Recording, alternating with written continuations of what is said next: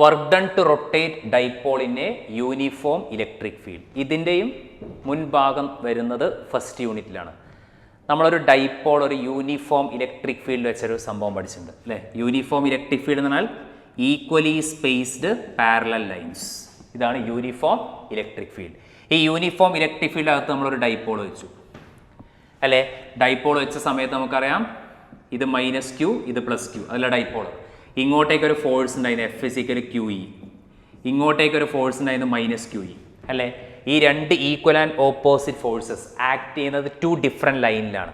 അത് കാരണം net force 0 ആണ്, പക്ഷേ ടോർക്ക് 0 അല്ല. കാരണം നമ്മൾ ഫോഴ്സിൻ്റെ പെർപെൻഡിക്കുലർ ഡിസ്റ്റൻസ് ഒക്കെ നമ്മൾ നോക്കിയിരുന്നു. ഫോഴ്സ് ഇൻറ്റു പെർപെൻഡിക്കുലർ ഡിസ്റ്റൻസ്, അങ്ങനെ നമുക്ക് ടൗ = PE sin θ കിട്ടിയിരുന്നു. ക്ലിയർ? Tau = PE sin θ. ഇത് നമ്മൾ ഓൾറെഡി പഠിച്ചിട്ടുണ്ട്. ടോർക്ക് ഒരു ഡൈപോള് യൂണിഫോം ഇലക്ട്രിക് ഫീൽഡ് വെച്ച് കഴിഞ്ഞാൽ അയാൾക്കൊരു ടോർക്ക് കിട്ടും. ആ ടോർക്ക് എപ്പോഴും ആർക്ക് തുല്യമായിരുന്നു? PE sin θ. ക്ലിയർ? ഇത് നമ്മൾ ഫസ്റ്റ് യൂണിറ്റിൽ പഠിച്ചിട്ടുണ്ട്. ഇനി അതിൻ്റെ കണ്ടിന്യൂവേഷനാണ് ഇവിടെ വരുന്നത്. കാരണം ഇപ്പോഴാണ് നമ്മൾ എനർജിയൊക്കെ പഠിക്കുന്നത്, എനർജിയും വർക്കൊക്കെ. അപ്പോൾ ശ്രദ്ധിക്കുക, work done to rotate a dipole in a uniform electric field. അപ്പോൾ നമുക്കറിയാം യൂണിഫോം ഇലക്ട്രിക് ഫീൽഡ് എന്ന് പറഞ്ഞു കഴിഞ്ഞാൽ ഈക്വലി സ്പേസ്ഡ് പാരലൽ ലൈൻസ് ആണ് അല്ലേ. Equally spaced parallel lines. ഇപ്പം ഇതിൻ്റെ അകത്ത് ഞാൻ ആരെ വയ്ക്കാൻ വേണ്ടി പോകണം? ഇതിൻ്റെ അകത്ത് ഞാനൊരു ഡൈപോൾ വയ്ക്കാൻ വേണ്ടി പോകണം. സോ ഇതാണൊരു ഡൈപോൾ. ഇയാൾ -q, ഇയാൾ എന്ത് വരും? +q വരും. ക്ലിയർ? ഇയാളെ ഡൈപോൾ മൊമെൻറ്റ് സാധാരണ പിയിൽ നിന്ന് ഡൈപോൾ മൊമെൻറ്റ് സാധാരണ മൈനസിൽ നിന്ന് പ്ലസിലേക്ക് വരയ്ക്കാറുണ്ട്. ക്ലിയർ? ഇതിന് ശേഷം നമ്മൾ സാധാരണ ഇങ്ങനെ ഒരു പെർപെൻഡിക്കുലർ ഒക്കെ എടുത്ത് ഈ ആംഗിൾ നമ്മൾ തീറ്റ എടുത്തിട്ടുണ്ടായിരുന്നു. Clear? Angle between P and T. നമ്മൾ ആദ്യത്തെ ഡെറിവേഷൻ നമ്മൾ ഓൾറെഡി പഠിച്ചാണ് അല്ലേ. ടോർക്ക് നമ്മൾ പഠിച്ചാണ്. അപ്പോൾ ആദ്യം നമ്മൾ അത് അവിടെ നിന്നാണ് തുടങ്ങേണ്ടത്. കാരണം ഓൾറെഡി ആ ഡെറിവേഷൻ നമ്മൾ ചെയ്ത് കഴിഞ്ഞു.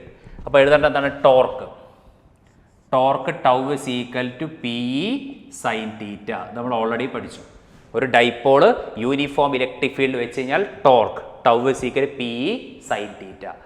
ഇപ്പം ഞാൻ കാണാൻ പോകുന്ന വർക്കാണ്. അപ്പോൾ ഈ സാധനം ഇങ്ങനെ റൊട്ടേറ്റ് ചെയ്തുകൊണ്ടിരിക്കുന്നത് ടോർക്ക് തന്നെ. അപ്പോൾ റൊട്ടേറ്റ് ചെയ്യുമ്പോൾ ഇങ്ങനെ ആംഗിൾ ടേൺ ചെയ്യും. അപ്പോൾ ആ വർക്കാണ് ഞാൻ കാണാൻ പോകുന്നത് അല്ലേ. ഇതുവരെ നമ്മൾ ഓൾറെഡി പഠിച്ചിട്ടുള്ളതാണ്.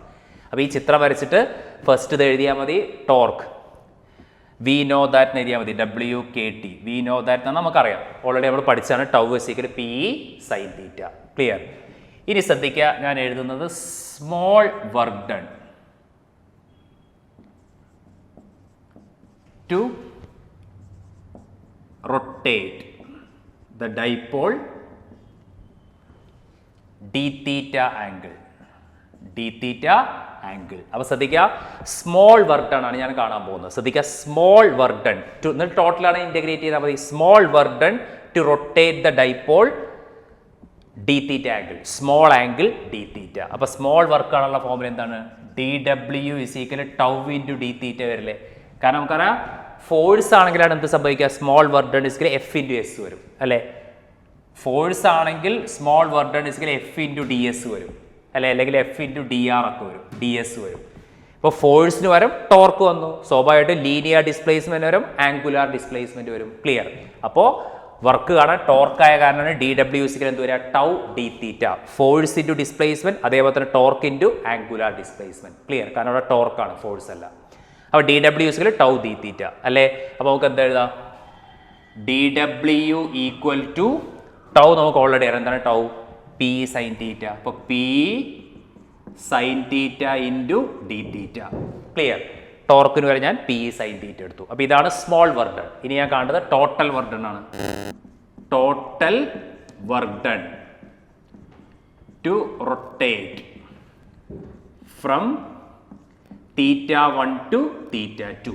അപ്പോൾ ടോട്ടൽ വർക്ക് ഡൺ, ഇയാൾ റൊട്ടേറ്റ് ചെയ്യുന്ന ടോട്ടൽ വർക്ക് ഡൺ എവിടുന്ന് എങ്ങോട്ടേക്ക്? θ1 മുതൽ θ2 വരെ അല്ലേ. സ്മോൾ ആണ് dθ. ടോട്ടൽ കാണാൻ പറഞ്ഞാൽ θ1 to θ2. അപ്പോൾ ഇൻറ്റഗ്രേറ്റ് ചെയ്താൽ മതി. അപ്പോൾ W = integral PE sin θ × dθ limit from θ1 to θ2. കാരണം നമ്മൾ റൊട്ടേറ്റ് ചെയ്യുന്നത് θ1 മുതൽ θ2 വരെയുള്ള വർക്കാണ് കാണുന്നത്. അപ്പോൾ W = θ1 to θ2 PE sin θ dθ. Clear? അപ്പോൾ നമുക്ക് കോൺസ്റ്റന്റ് ഒക്കെ പുറത്തേക്ക് എടുക്കാം. കാരണം P കോൺസ്റ്റന്റ് ആണ്, E കോൺസ്റ്റന്റ് ആണ്, പുറത്തേക്ക് എടുത്തു. ക്ലിയർ? ഇനി സൈൻ തീറ്റേൻ്റെ ഇൻ്റഗ്രേഷൻ എന്താണ്? -cos θ. സൈൻ തീറ്റ ഇൻ്റഗ്രേഷൻ എന്താണ്? -cos θ. അത് നിങ്ങൾ പഠിച്ചിട്ടുണ്ടോ എന്നറിയില്ല. കാരണം നമ്മൾ ഡിഫറൻസിയേഷൻ പഠിച്ചില്ലേ, d by d x of sine x എന്താണ്, കോസ് എക്സ് ആണ്. D by d x of cos x എന്താണ്, മൈനസ് സൈൻ എക്സ് ആണ്. അതേപോലെ ഇൻ്റഗ്രേറ്റ് ചെയ്യുമ്പോൾ ഇൻ്റഗ്രേഷൻ ഓഫ് സൈൻ തീറ്റ എന്താണ്, മൈനസ് കോസ് തീറ്റയാണ്. ഇത് മാത്സിൽ നിങ്ങൾ പഠിക്കും. അപ്പോൾ തൽക്കാലം ശ്രദ്ധിക്കുക, ഇൻ്റഗ്രേഷൻ ഓഫ് സൈൻ തീറ്റ എന്താണ്, minus cos theta. Clear. Limit എന്ത് വരും, θ1 ടു θ2. ക്ലിയർ. ഇനി നമ്മൾ എങ്ങനെ അപ്ലൈ ചെയ്യുക limit, upper limit minus lower ലിമിറ്റിൽ അപ്ലൈ ചെയ്യുക. So W equal to P into എന്ത് വരും, മൈനസ് കോസ് θ2. അപ്പർ ലിമിറ്റ് കൊടുത്തു, മൈനസ് ലോവർ ലിമിറ്റ്, ഇവിടെ ഓൾറെഡി ഒരു മൈനസ് ഉണ്ട് കേട്ടോ. അപ്പോൾ അപ്പർ ലിമിറ്റ് മൈനസ് കോസ് θ1 വരും. ക്ലിയർ. കാരണം ഇവിടെ ഓൾറെഡി ഒരു മൈനസ് ഉണ്ട്, പിന്നെ നമ്മൾ upper limit minus lower limit ആണ് ചെയ്യുക. അപ്പോൾ നമുക്ക് എന്ത് കിട്ടും, W is equal to P into ഇതെന്ത് വരും, മൈനസ് ഓഫ് മൈനസ് പ്ലസ് വരില്ലേ, അപ്പോൾ മൈനസ് കോസ് θ2 പ്ലസ് കോസ് θ1 വരും. ക്ലിയർ. അപ്പോൾ നമുക്ക് റീഅറേഞ്ച് ചെയ്യാം. ഇയാൾ ആദ്യം എഴുതുക, ഇയാളെ രണ്ടാമത് എഴുതുക. അപ്പോൾ വർക്ക് സീക്വൻസ് എന്ത് കിട്ടും, W is equal to P into എന്ത് കിട്ടും, കോസ് θ1 മൈനസ് കോസ് θ2. ഇതാണ് സാധാരണ വർക്ക് ഡണ്ടെ ഫോർമുല. ക്ലിയർ. അപ്പോൾ ശ്രദ്ധിക്കുക, നമ്മൾ ടോർക്ക് ഓൾറെഡി കണ്ടിട്ടുണ്ടായിരുന്നു, പി ഇ സൈൻ തീറ്റ. അവിടുന്ന് small angle d theta rotate ചെയ്തപ്പോൾ സ്മോൾ വർക്കാണ് ടൗ ഡി തീറ്റ. ടോട്ടൽ കാണാൻ θ1 ടു θ2 ഇൻ്റഗ്രേറ്റ് ചെയ്യുക. സൈൻ തീറ്റൻ്റെ integration minus cos theta. Upper limit lower limit, upper limit minus lower limit, minus of minus plus. അപ്പോൾ W is equal P E cos θ1 minus cos θ2. Clear. ഇനി നമുക്കറിയാം ഇതിങ്ങനെ കറങ്ങിക്കൊണ്ടിരിക്കുമ്പോൾ നമുക്കൊരു reference point വേണ്ടേ. കാരണം ഇയാൾ എവിടുന്നാ കറങ്ങിയെന്ന് അറിയില്ല. ഇങ്ങനെ കറങ്ങിക്കൊണ്ടിരിക്കുമ്പോൾ നമുക്ക് വെറും θ1 ടു θ2 ജനറൽ ആയിട്ട് നമുക്ക് പറയാൻ പറ്റുള്ളൂ. അപ്പോൾ നമ്മളിതൊരു ഇക്വേഷൻ ആക്കി മാറ്റുമ്പോൾ നിങ്ങൾ പറയണം initially the dipole aligned in the direction of electric field. അപ്പോൾ ഇത് വെച്ചിട്ടാണ് നമുക്ക് ഒരു ഫോർമുല ഉണ്ടാക്കാൻ പറ്റുള്ളൂ. കാരണം θ1 ഉം θ2 ഇങ്ങനെ മാറിക്കൊണ്ടിരിക്കുകയാണ്. അപ്പോൾ നമുക്ക് എവിടെന്നെങ്കിലും ഒന്ന് ഫിക്സ് ചെയ്തിട്ട് അടുത്ത ആംഗിൾ നോക്കണം. അതിന് നമ്മൾ എപ്പോഴും പറയാറ് initially the dipole is aligned in the direction of electric field. അപ്പോൾ ഇനീഷ്യലി ഇരിക്കുന്നത് എങ്ങനെയാണ്, ഇപ്പോൾ ഇതാണ് ഡൈപോൾ എങ്കിൽ ഇനീഷ്യലി അയാൾ ഇലക്ട്രിക് ഫീൽഡ് അതേ ഡയറക്ഷൻ ഇരിക്കണം. അതിനുശേഷമാണ് അയാൾ റൊട്ടേറ്റ് ചെയ്യുക. അപ്പോഴാണ് നമ്മൾ വർക്ക് കാണുക. അപ്പോൾ ശ്രദ്ധിക്കുക, നമ്മൾ ജനറൽ ആയിട്ട് ഒരു എക്സ്പ്രഷൻ ഉണ്ടാക്കാൻ വേണ്ടി പോവാണ്. അപ്പോൾ അതിനെന്താ വേണ്ടത്, initially the dipole is aligned in the direction of electric field. ഇപ്പോൾ ഇലക്ട്രിക് ഫീൽഡ് ഇപ്പോൾ എക്സിലല്ല നടക്കുന്നത്. അപ്പോൾ ഇതാണ് ഡൈപോൾ എന്ന് വിചാരിക്കുക. ഇയാൾ ഇങ്ങനെ തന്നെയാണ് ഇരിക്കുന്നത് ഇനീഷ്യലി. അപ്പോൾ ഇനീഷ്യലി വരുമ്പോൾ θ1 എന്ത് വരും, കാരണം ഇനീഷ്യലി വരുമ്പോൾ തീറ്റ എങ്ങനെയല്ല ഇരുന്നത്, ഇനീഷ്യലി ഇങ്ങനെ ഇരിക്കുമ്പോൾ θ1 0 വരും അല്ലേ. കാരണം initially dipole is aligned in the direction of electric field. അപ്പോൾ ഇങ്ങനെയാണ് ഇരിക്കുന്നത്, പിന്നെ എങ്ങനെ റൊട്ടേറ്റ് ചെയ്യും അല്ലേ. അപ്പോൾ ഇനീഷ്യലി അലൈൻ ചെയ്തുകൊണ്ട് തന്നെ ഞങ്ങൾ θ1 ഇസ് ഈക്വൽ ടു 0 ഡിഗ്രി വരും, θ2 നിങ്ങൾക്ക് തീറ്റ എടുക്കാം. കാരണം അപ്പോൾ θ1 ഉം θ2 ഇല്ല, കാരണം θ1 വരെ 0 കിട്ടി. അപ്പോൾ പിന്നെ θ2 തീറ്റ എടുത്താൽ മതി. അപ്പോൾ എന്ത് സംഭവിക്കും, W equal to P E cos 0, θ1 എന്ന് പറഞ്ഞാൽ കോസ് 0, കോസ് 0ൻ്റെ ആൻസർ 1 മൈനസ് കോസ് θ2 വരാൻ കോസ് തീറ്റ എഴുതിയാൽ മതി. അപ്പോൾ ഇതാണ് നമ്മൾ സാധാരണ വർക്ക് കണ്ടുപിടിക്കാനുള്ള ഫോർമുല. ക്ലിയർ. ഇതാണ് നമുക്ക് ഡിറൈവ് ചെയ്തിട്ട് ഇക്വേഷൻ. പക്ഷേ അതിൻ്റെ പ്രശ്നം എന്താണെന്ന് വെച്ചാൽ θ1 θ2 ഇങ്ങനെ രണ്ട് ആംഗിൾസ്. അപ്പോൾ നമുക്ക് ഫിക്സ് ചെയ്യണം എവിടെ നിന്നാണ് ഇത് കറങ്ങിക്കൊണ്ടിരിക്കുന്നത്. അതിനു വേണ്ടി നമ്മൾ എന്താ അസ്യൂം ചെയ്യുക, initially the dipole is aligned in the direction of electric field. അപ്പോൾ ഇനീഷ്യലി ഡൈപോൾ ഇരിക്കുന്നത്, ഈ ഡൈപോൾ ഇങ്ങനെ ഇരിക്കുന്ന ഡൈപോൾ ഇങ്ങനെയാണ് ഇരിക്കുന്നത്. അപ്പോൾ θ1ൻ്റെ വാല്യൂ 0 വരും. θ2 എത്രയാണ്, അത് 40 ആണെങ്കിൽ 40 എടുക്കുക, 60 ആണെങ്കിൽ 60 എടുക്കുക, 90 ആണെങ്കിൽ 90 എടുക്കുക. അപ്പോൾ θ2ൻ്റെ വാല്യൂ തീറ്റ എടുത്തു. അപ്പോൾ ഇതാണ് നമ്മൾ വർക്ക് കണ്ടുപിടിക്കാനുള്ള ഫോർമുല, ജനറൽ ഫോർമുല. അപ്പോൾ general formula W is equal P into 1 minus എന്ത് വരും, 1 മൈനസ് കോസ് തീറ്റ. അപ്പോൾ ഇങ്ങനെ എടുക്കുമ്പോൾ എന്താണ് നമ്മൾ അസ്യൂം ചെയ്യുന്നത്, ഡൈപോൾ ഇങ്ങനെയാണ് ഇരിക്കുന്നത്. അതിനുശേഷം അവർ കറങ്ങിയ ആംഗിൾസ് ഇവിടെ കൊടുത്താൽ മതി, നമുക്ക് വർക്ക് കണ്ടുപിടിക്കാൻ പറ്റും. ക്ലിയർ. വർക്ക് കിട്ടിക്കഴിഞ്ഞാൽ നമുക്ക് എന്ത് കാണാൻ പറ്റും, പൊട്ടൻഷ്യൽ എനർജി കാണാൻ പറ്റും. അപ്പോൾ ശ്രദ്ധിക്കുക, അത് രണ്ടും രണ്ടാണ്, മാറിപ്പോയത്. വർക്ക് തന്നെയാണ് പൊട്ടൻഷ്യൽ എനർജി ആയിട്ട് മാറുന്നത്, പക്ഷെ ചെറിയൊരു വ്യത്യാസമുണ്ട്. അടുത്ത ഞാൻ എഴുതുന്നത് പൊട്ടൻഷ്യൽ എനർജിയാണ്. പൊട്ടൻഷ്യൽ എനർജി U ഈ ഡൈപോൾ അക്വയർ ചെയ്യുന്ന പൊട്ടൻഷ്യൽ എനർജി. ഇപ്പോൾ ഡൈപോളിന് കിട്ടിയ വർക്ക് ഞാൻ കണ്ടുപിടിച്ചു. ഇനി വർക്ക് എന്താണ് കാണാൻ പോകുന്നത്? Potential energy. അപ്പോൾ ഈ ഇക്വേഷൻ നമ്മൾ ഡിറൈവ് ചെയ്തത്. ഇതാണ് 1, ഇതാണ് 2 അല്ലേ? 1 എന്ത് ചെയ്തു? θ1 0 ആക്കി, θ2 θ എടുത്തപ്പോൾ നമുക്ക് വർക്ക് കിട്ടി. ഇനി പൊട്ടൻഷ്യൽ എനർജി. പൊട്ടൻഷ്യൽ എനർജി നമ്മൾ ശ്രദ്ധിക്കണം. അതിന് അവർ അസ്യൂം ചെയ്യുന്നത് initially dipole aligned perpendicular to electric field. ശ്രദ്ധിക്കണം, അവർ രണ്ടും ഈ വർക്ക് വെച്ചിട്ട് തന്നെയാണ് കാണുന്നത്. പക്ഷെ ചെറിയൊരു വ്യത്യാസമുണ്ട്. θ1 0 ആകുമ്പോൾ, ദാറ്റ് മീൻസ് ഡൈപോളിന് പാരലായിട്ട് വെച്ച് കഴിഞ്ഞാലാണ് വർക്ക് പറയാം. ഇപ്പം എന്താ പറഞ്ഞത്? പൊട്ടൻഷ്യൽ എനർജി പറഞ്ഞെങ്കിൽ initially the dipole is aligned perpendicular to electric field. അപ്പോൾ ഇനീഷ്യലി ഡൈപോൾ ഇങ്ങനെ ഇരിക്കണം, പെർപെൻഡിക്കുലർ ടു ഇലക്ട്രിക് ഫീൽഡ്. അവിടുന്ന് പിന്നെ റൊട്ടേറ്റ് ചെയ്യുക. അപ്പോഴാണ് നമ്മുടെ എനർജി നോക്കുക. അപ്പോൾ അത് എപ്പോഴും ഒരു കൺഫ്യൂഷൻ വരുന്ന ഒരു ടോപ്പിക്കാണ്. വർക്ക് കാണാൻ പറഞ്ഞു കഴിഞ്ഞാൽ ഡൈപോൾ ഇങ്ങനെയാണ് ഇരിക്കുന്നത് ഇനീഷ്യലി, അവിടുന്ന് ഇങ്ങനെ റൊട്ടേറ്റ് ചെയ്യുമ്പോഴാണ് വർക്ക് കാണുക. ഇനി ഇയാൾ കാരണമുള്ള എനർജി കാണാൻ പറഞ്ഞാൽ ഇനീഷ്യലി ഡൈപോൾ ഇരിക്കുന്നത് പെർപെൻഡിക്കുലർ ആയിട്ട്, ഇവിടുന്ന് അയാൾ കറങ്ങുന്നതിനനുസരിച്ചാണ് എനർജി കാണുക. അപ്പോൾ പെർപെൻഡിക്കുലർ എന്ന് പറയുമ്പോൾ θ1 ആരാവും? θ1 90 ഡിഗ്രി വരും. θ1 90 ഡിഗ്രി. θ2 എത്ര വരും? θ2 θ എടുത്താൽ മതി. θ2 θ നേരത്തെ ചെയ്ത പോലെ തന്നെ. ക്ലിയർ? അപ്പോൾ θ1 90 ആകുമ്പോൾ സബ്സ്റ്റിറ്റ്യൂട്ട് ഇൻ 1. 1ൽ സബ്സ്റ്റിറ്റ്യൂട്ട് ചെയ്യുന്ന cos 90 0 വരും. അപ്പോൾ നമുക്ക് എന്ത് കിട്ടും? ഇത് എനർജീൻ്റെ ഫോമിൽ കേട്ടോ. അപ്പോൾ U is equal to PE into എന്ത് വരും? PE ഇൻറ്റു 0 മൈനസ് cos θ വരും. ക്ലിയർ? കാരണം cos 90ൻ്റെ ആൻസർ 0 വരും. അപ്പോൾ നമുക്ക് എന്ത് കിട്ടും? U equal to minus PE cos θ കിട്ടും. Clear? U is equal minus PE cos θ. cos θ ആയതുകൊണ്ട് നമുക്ക് മൈനസ് P ഡോട്ട് E എന്ന് എഴുതാൻ പറ്റും. മൈനസ് P ഡോട്ട് E എന്ന് എഴുതാൻ പറ്റും. Clear? U is equal minus P dot E എന്ന് എഴുതാൻ പറ്റും. അപ്പോൾ മാറിപ്പോയത് ഒരു കൺഫ്യൂഷൻ വരുന്നൊരു ടോപ്പിക്കാണ് ഇത് അല്ലേ? അപ്പോൾ ഞാൻ ഒന്നുകൂടി പറയാം. എന്ത് ചെയ്യുക? ഡൈപോൾ നമ്മൾ ഓൾറെഡി ടോർക്ക് നമ്മൾ എന്ത് ചെയ്തു? ഫസ്റ്റ് യൂണിറ്റിൽ കണ്ടുപിടിച്ചു, PE sin θ. ഇനി ഇയാൾ ചെയ്യുന്ന വർക്കാണ് കണ്ടത്. അപ്പോൾ θ1 to small work dW tau dθ. Total work കാണാൻ θ1 ടു θ2 ഇൻ്റഗ്രേറ്റ് ചെയ്തു. അവസാന ആൻസർ എന്ത് കിട്ടി? PE. ഇതാണ് നമുക്ക് ജനറൽ ആയിട്ട് നമുക്ക് കിട്ടിയ derivation. PE cos θ1 minus cos θ2. ഇനി ഈ വർക്കിൽ തന്നെയാണ് നമ്മൾ വർക്കിനും എനർജിക്കും രണ്ട് ഇക്വേഷൻ ഉണ്ടാക്കുന്നത്. വർക്ക് കാണാൻ പറഞ്ഞാൽ എന്ത് ചെയ്യണം? ആ ഡൈപോള് ഇലക്ട്രിക് ഫീൽഡ് അലൈൻഡ് പാരലായിട്ട് വെക്കണം. അപ്പോൾ θ1 0 വരും, θ2 θ. അതാണ് വർക്ക്. അപ്പോൾ θ1 0, θ2 θ. അപ്പോൾ W = PE into cos 0 1 minus cos θ. അപ്പോൾ വർക്ക് കാണാൻ പറഞ്ഞാൽ ഈ ഫോമിലാണ് ഉപയോഗിക്കേണ്ടത്. ശ്രദ്ധിക്കണം, ക്വസ്റ്റിൻ്റെ വർക്കും ചോദിക്കാണ്ട് എനർജിയും ചോദിക്കാണ്ട്. വർക്ക് കാണാൻ പറഞ്ഞാൽ PE ഇൻറ്റു 1 മൈനസ് cos θ. 1 θ 60 ആണെങ്കിൽ അവിടെ 60 എടുക്കാൻ 90 അങ്ങനെ ചെയ്തു പോവുക വർക്ക് കാണാൻ പറഞ്ഞാൽ. ക്ലിയർ? ഇനി പൊട്ടൻഷ്യൽ എനർജി കാണാൻ പറഞ്ഞാൽ എന്താ ചെയ്യേണ്ടത്?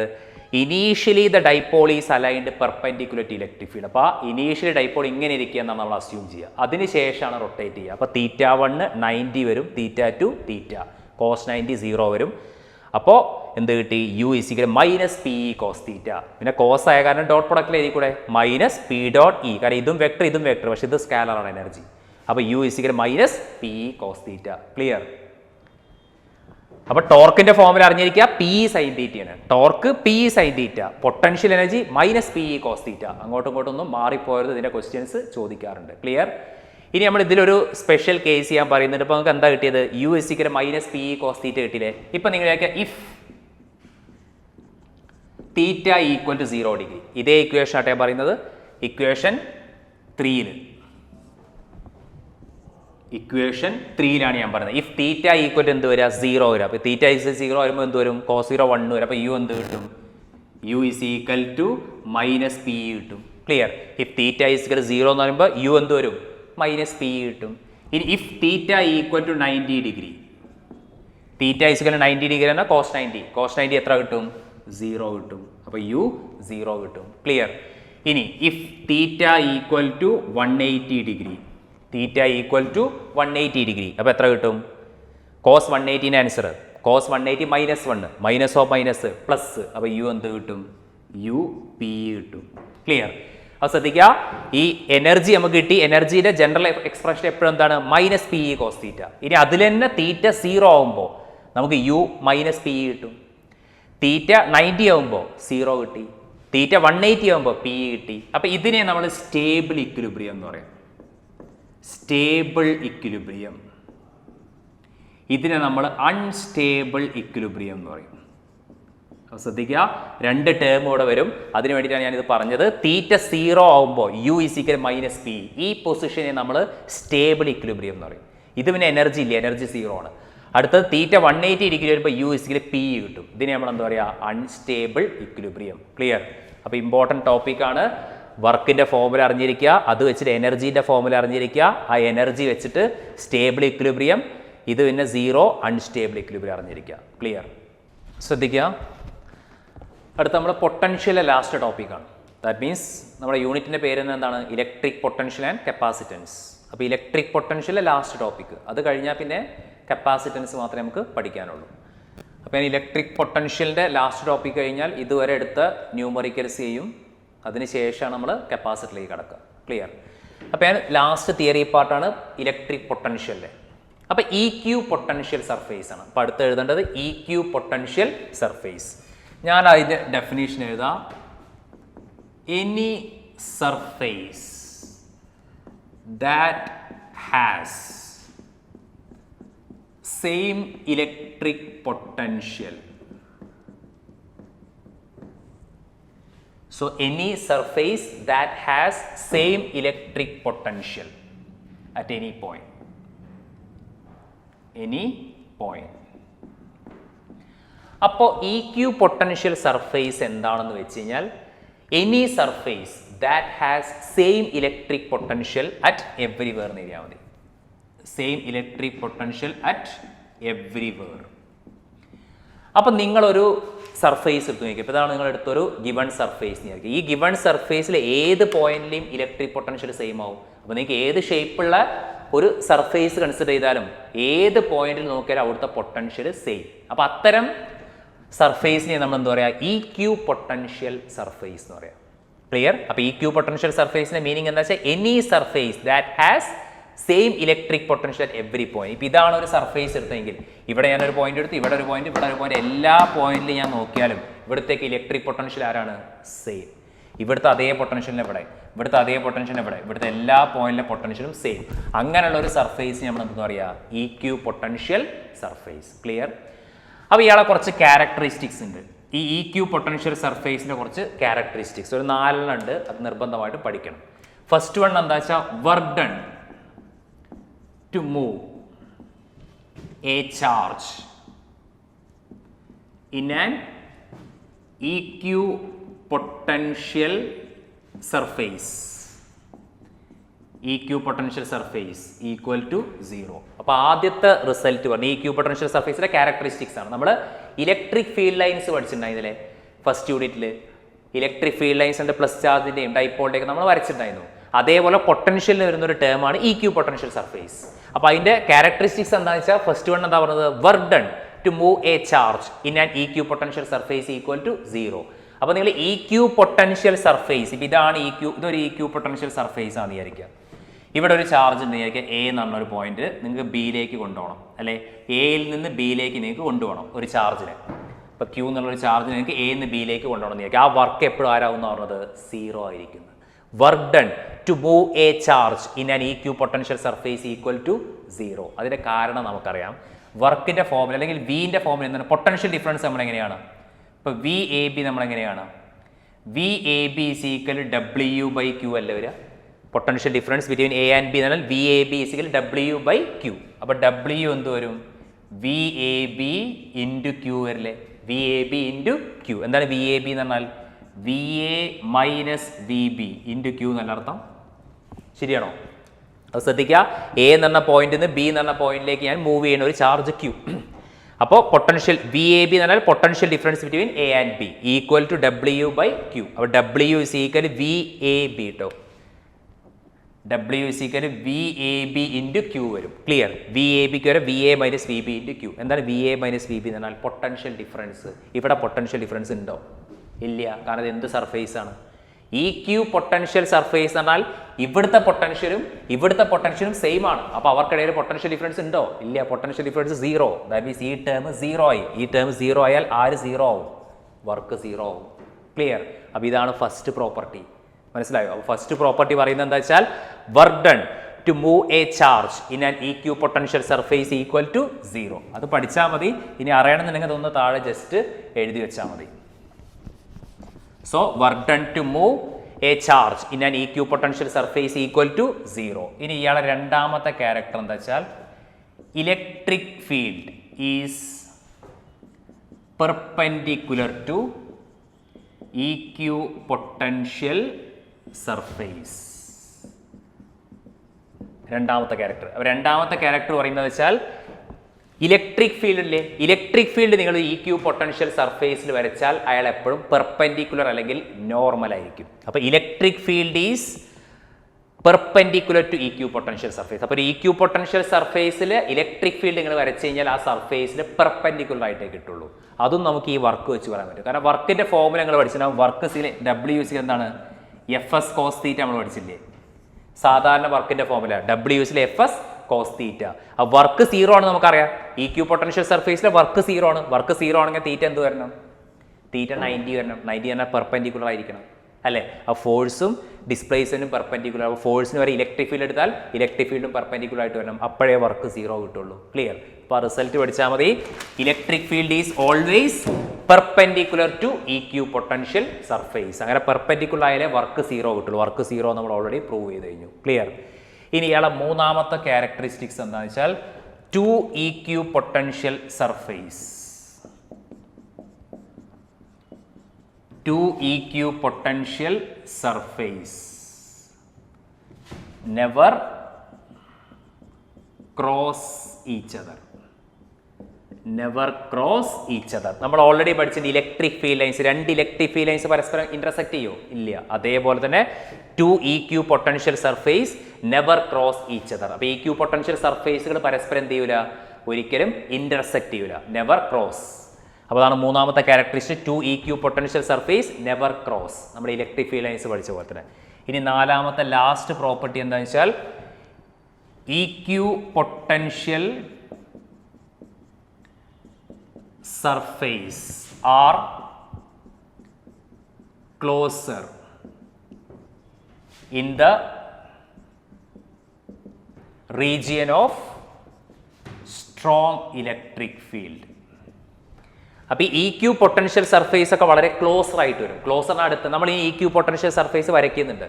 നമ്മുടെ ഇലക്ട്രിക് ഫീൽഡ് ലൈൻസ് പണ്ട് വരച്ചിരുന്നില്ലേ? Plus charge ഡൈപോളൊക്കെ. അതേപോലെ EQ പൊട്ടൻഷ്യൽ സർഫേസ് നമുക്ക് വരയ്ക്കാനുണ്ട്.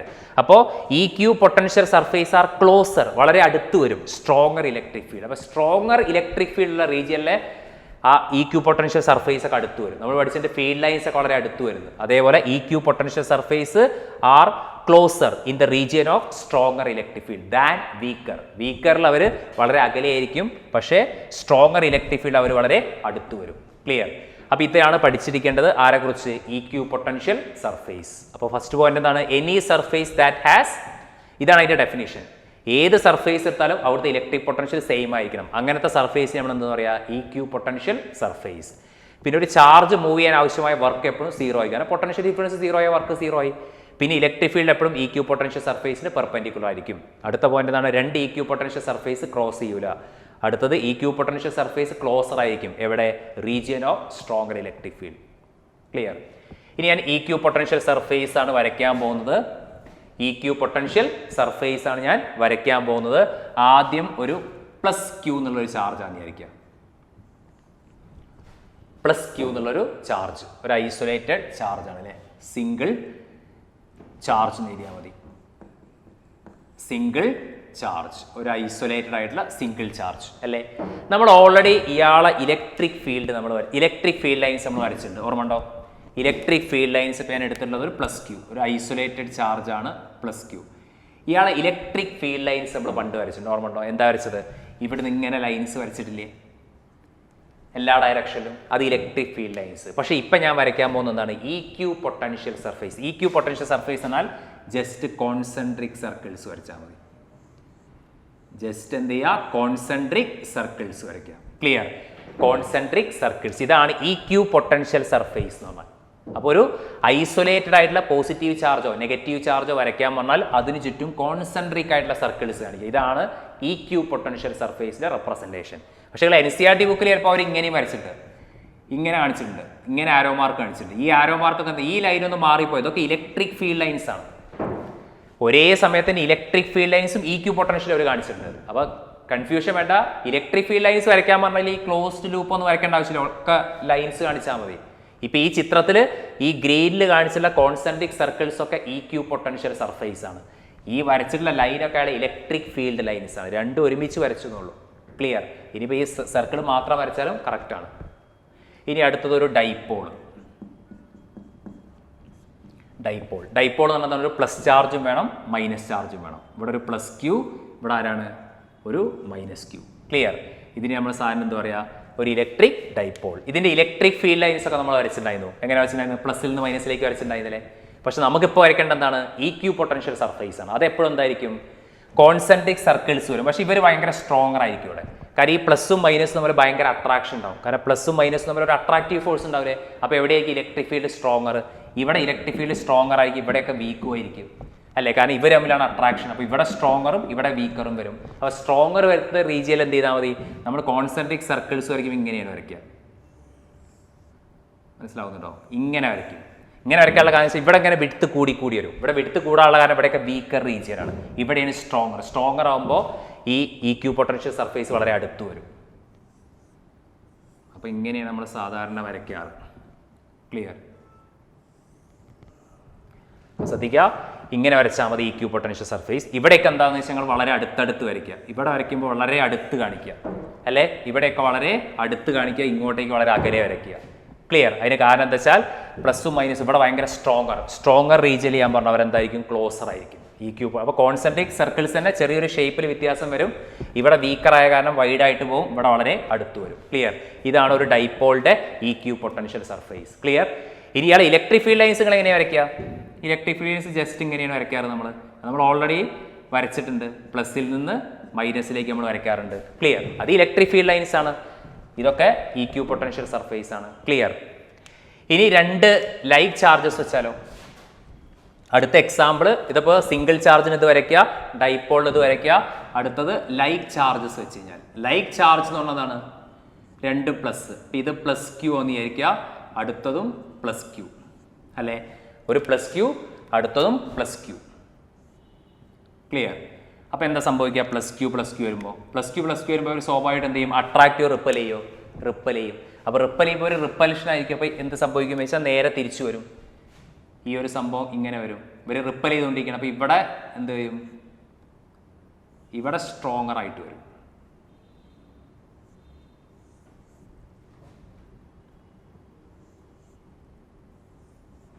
ഇങ്ങനെ വരാം. ഇവിടെ വളരെ എന്തായിട്ട് വരും? ഇവിടെ ഭയങ്കര സ്ട്രോങ്ങർ ആയിട്ട് വരും. ഇവിടെ കുറച്ച് എന്തായിരിക്കും? മിഡിൽ വീക്കർ ആയിരിക്കും. അവർ അങ്ങോട്ടും ഇങ്ങോട്ട് റിപ്പൽ ചെയ്ത് പോകണം. ക്ലിയർ? ഇതിന് നേരെ റിവേഴ്സ് വരും. ഇവിടെ നമ്മൾ അടുത്ത് വരച്ചു, ഇവിടെ എന്ത് ചെയ്യുക? ഇവിടെ കുറച്ച് അകലെ വരയ്ക്കുക, പുറത്ത് എന്ത് ചെയ്യുക? പുറത്ത് വളരെ അടുത്തും വരയ്ക്കുക, ഇവിടെ അകലെയും വരയ്ക്കുക. ക്ലിയർ? അപ്പോൾ ഇതാണ് സാധാരണ ലൈക്ക് ചാർജസ്. ക്ലിയർ? പക്ഷേ ഇയാളെ ഇലക്ട്രിക് ഫീൽഡ് ലൈൻസ് നമ്മൾ എങ്ങനെ വരയ്ക്കുക? ഇലക്ട്രിക് ഫീൽഡ് ലൈൻസ് വരയ്ക്കുമ്പോൾ എന്ത് ചെയ്യും? പ്ലസും തമ്മിൽ റിപ്പൽ ചെയ്തു പോകും. ക്ലിയർ? കോൺസെൻട്രിക് സർക്കിൾസ് വരയ്ക്കുമ്പോൾ നിങ്ങൾ എന്ത് ചെയ്യുക? ഇവിടെ വളരെ അടുത്ത് വരയ്ക്കുക, അകത്ത് കുറച്ച് സ്പേസ് കൂട്ടി വരയ്ക്കുക. അവർ പരസ്പരം റിപ്പൽ ചെയ്തുകൊണ്ടിരിക്കുകയാണ്. ഇങ്ങോട്ടേക്കാണ് അവർ പോകുക. ക്ലിയർ? ഇനി അതേപോലെ തന്നെ ഇതിൻ്റെ ഒരു കേസും കൂടി നമുക്ക് വരയ്ക്കാനുണ്ട്. അതെന്താണെന്ന് വെച്ചാൽ യൂണിഫോം ഇലക്ട്രിക് ഫീൽഡ് ആണെങ്കിൽ, ഞാൻ പറഞ്ഞു യൂണിഫോം ഇലക്ട്രിക് ഫീൽഡ് ആണെങ്കിൽ, യൂണിഫോം ഇലക്ട്രിക് ഫീൽഡ് എന്ന് പറഞ്ഞാൽ എന്താണ് ശരിക്കും? ഇതാണ് നമ്മൾ uniform equally spaced parallel lines. ഇതല്ലേ യൂണിഫോം ഇലക്ട്രിക് ഫീൽഡ്? ഇതിൻ്റെ ഇക്യു പൊട്ടൻഷ്യൽ സർഫേസ് വരയ്ക്കാൻ പറഞ്ഞാൽ ഇങ്ങനെയാണ് നമ്മൾ സാധാരണ വരയ്ക്കുക. പ്ലെയിൻസ് വരച്ചാൽ മതി. ഇങ്ങനെയുള്ള പ്ലെയിനുകൾ വരച്ചാൽ മതി. ക്ലിയർ? അപ്പോൾ ആ ലൈൻ ഇൻഡിക്കേറ്റ് ചെയ്യുന്നത് എന്താണ്? ആ ലൈൻ ഇൻഡിക്കേറ്റ് ചെയ്യുന്നത് ഇലക്ട്രിക് ഫീൽഡാണ്. Equally space uniform. അപ്പോൾ അവിടുത്തെ ഇക്യു പൊട്ടൻഷ്യൽ വരയ്ക്കാൻ പറഞ്ഞാൽ ഇതേപോലത്തെ പ്ലെയിനുകൾ വരച്ചാൽ മതി. ഈ പ്ലെയിനൊക്കെ ഇൻഡിക്കേറ്റ് ചെയ്യുന്നത് ഇക്യു പൊട്ടൻഷ്യൽ സർഫേസ് ആണ്. ക്ലിയർ?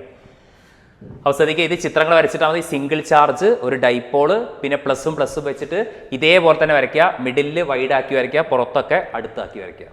പിന്നെ ഒരു യൂണിഫോം ഇലക്ട്രിക് ഫീൽഡ് ആണെങ്കിൽ plane parallel to uniform electric ഫീൽഡിന് പെർപെൻഡിക്കുലർ ആയിട്ട് ഇങ്ങനെ പ്ലെയിൻസ് വരയ്ക്കുക. ഇതാണ് യൂണിഫോം ഇലക്ട്രിക് ഫീൽഡ്. ഇങ്ങനെ പ്ലെയിൻസ് വരച്ചാൽ ഇതൊക്കെ ഇൻഡിക്കേറ്റ് ചെയ്യുന്നത് ഇക്യു പൊട്ടൻഷ്യൽ സർഫേസ് ആണ്. ക്ലിയർ? മനസ്സിലായല്ലോ?